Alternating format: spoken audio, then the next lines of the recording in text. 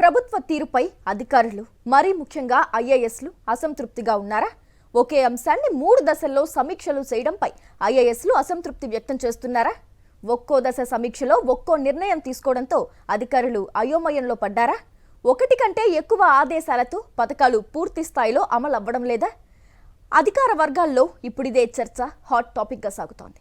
తెలంగాణ ప్రభుత్వంలో వివిధ శాఖల్లో జరుగుతున్న సమీక్షల విధానంపై అధికారులు ముఖ్యంగా ఐఏఎస్లు అసంతృప్తిని వ్యక్తం చేస్తున్నట్లుగా సమాచారం. ఒకే అంశాన్ని 3 దశల్లో సమీక్షించడం వల్ల పరిపాలనలో గందరగోళం నెలకొంటుందని వారు అంటున్నారు.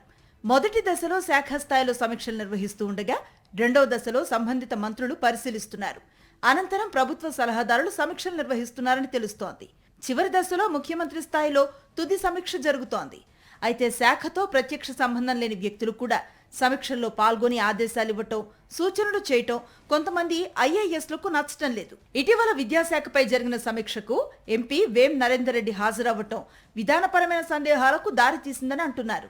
ఒకే అంశంపై ఎన్ని దశల్లో సమీక్షలు జరుగుతుంటే ప్రతి దశలో నిర్ణయాలు మారిపోతున్నాయని అంటున్నారు ఉన్నతాధికారులు. ఉదాహరణకు ఎడ్యుకేషన్ కిట్ అంశంలో సలహాదారుల స్థాయిలో 21 వస్తువులతో కిట్ ఖరారు చేయగా ముఖ్యమంత్రి స్థాయిలో అది 24 వస్తువులకు పెరిగిందని చెబుతున్నారు.